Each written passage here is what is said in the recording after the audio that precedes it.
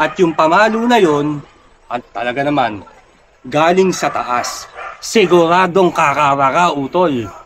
Yung kakosa mo may dalaw, asawa niya, at mag-BBIP sila, at lulubog sila, syempre pagkakataon nila yon.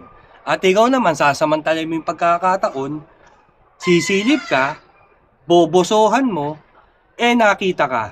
Yari, utol, napakabigat ng parusa nun, utol. Unang-una, hindi mo nirespeto ang kakosa mo at binastos mo yung dalaw. Isang kaban, utol. Makati yun. Full swing. Naduguan mo ang kakosa mo, bawal na bawal yun, utol. Dadapa ka sa pondohan. Bawal na bawal sa Magna Carta ang awayin mo o duguan mo yung kakosa mo. Respetohin mo dapat ang kakosa mo at mahalin ang kakosa mo. Yan ang utos sa mga Magna Carta. You know, saan punta galing? Isang maligayang araw mga utol, katropa, kagang, kapangkat, kapatiran at sa mga grupo na nabubuo sa mga eskinita at paligid ng ating komunidad. Magandang araw po sa inyong lahat. So, nandito na naman yung taong urong ang dila. Bad trip na naman sila. Kaya naman, ako'y agad na humingi ng paumanhin. Kung hindi nyo trip yung topic na ito, scroll up nyo na lang yung mga cellphone nyo. At sa mga gusto ng topic na ito, manatili kayo, utol. May pag-uusapan tayo. Itong pag-uusapan natin ay tungkol sa tinatawag na takal. Ang armas ng pagdidisiplina, na kung saan dadapo lamang to sa wetapo mo kapag nagkamali ka ng galaw o balagbag ka sa loob ng oblo. At ang pinakamatindin to, ang papalo niyan sa'yo, yung bato-bato yung katawan. At yung pamalo na yon, at talaga naman, galing sa taas. Siguradong kakaraka, utol. Kaya inuulit ko, sa mga hindi trip ang topic na to, scroll up na. Scroll up na. At sa mga gusto, tara, umpisa na natin. Mag-uusap na tayo.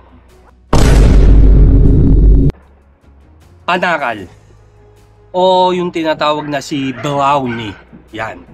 Hindi ka naman dadapuan ng panakal na to sa wetapo mo kung ang mga galawan mo ay pino sa loob.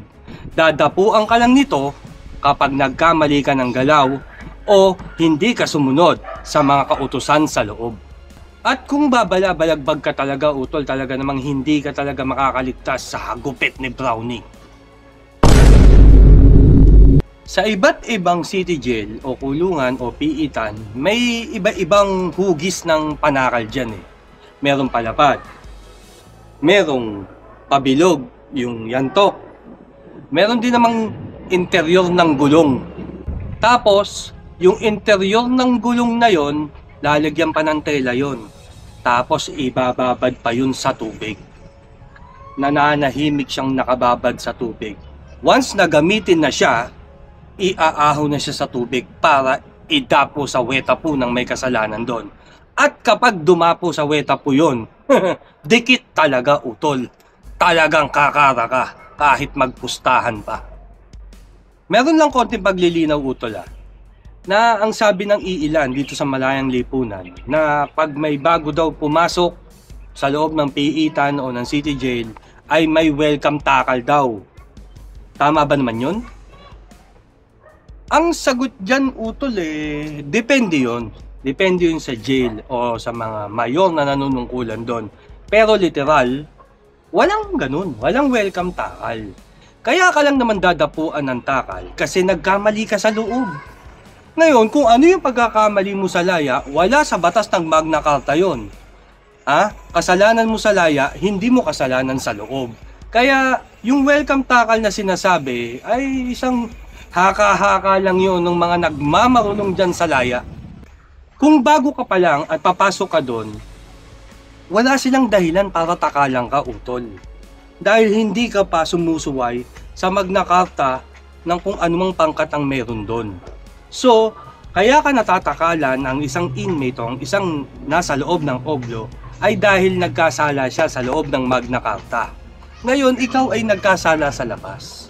Wala yun sa nakasulat sa loob ng Magna Carta. Kaya utol, walang dahilan para sa bagong papasok yung tinatawag na welcome takal. Walang ganun, dadapo lang yun talaga sa'yo kapag may kasalanan ka sa loob. Kasi may mga pangyayaring may bagong pasok at nakikita ng ibang inmate at naikikwento nila sa laya na may bagong pumasok, tinakalan. Utol, ganito yan.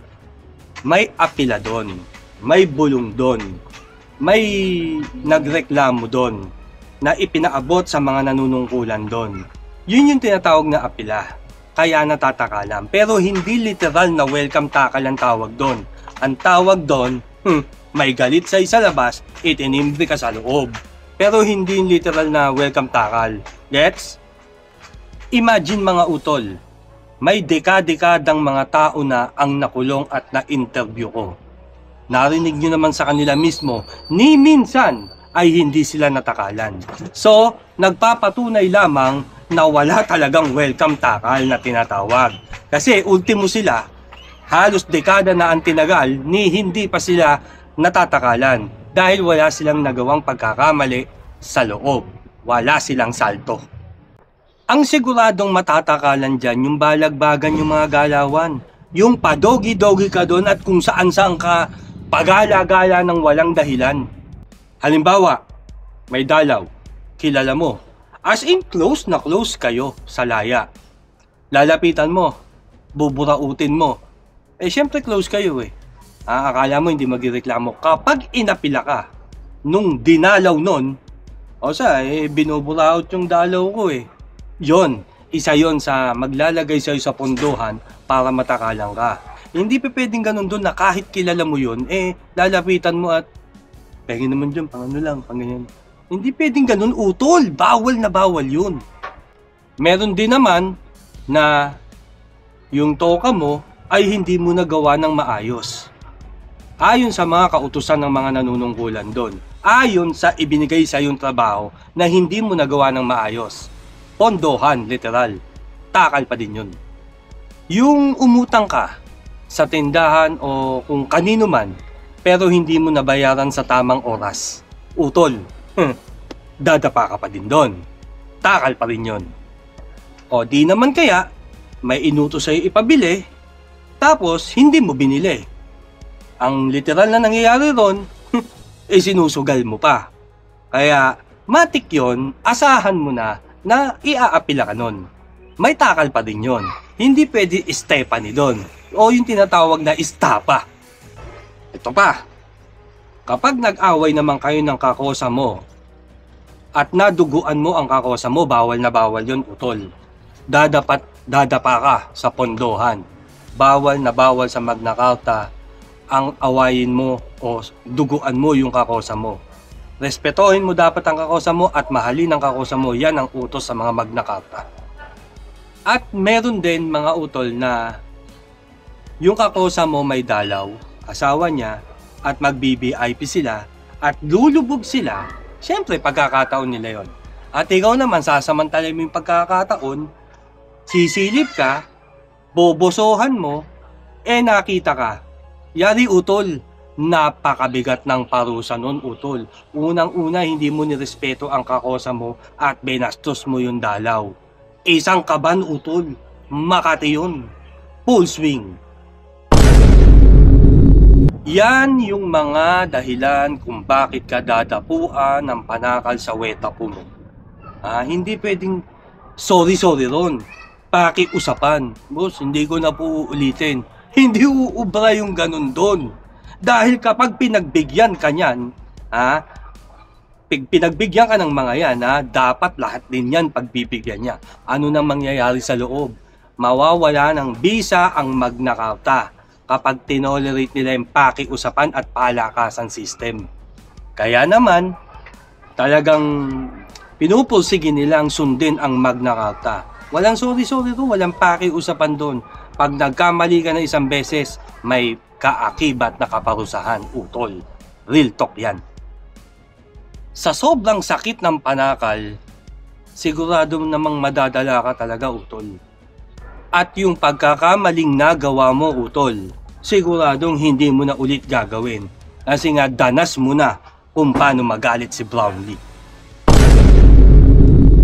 Sa pamamaraan ng pagtakal na yan mga utol, dyan nag-uumpisang pumino at dumisiplina ang isang inmate o bilanggo.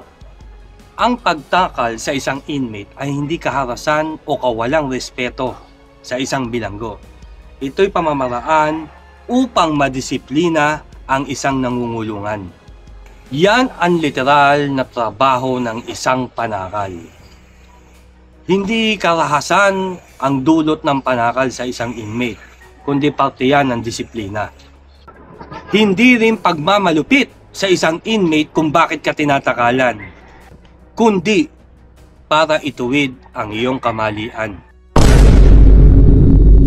Paano ba makakaiwas sa panakal? Simple lang, utol. Huwag kang makulong. Huwag kang magpakulong. Ang susi nun, maging responsable ka sa lahat ng ginagawa mo, maging marespeto ka sa bata man o matanda sa paligid mo o sa lipunan nyo. Huwag kang gagawa ng masama at umiwas ka sa alam mong mapapahama ka.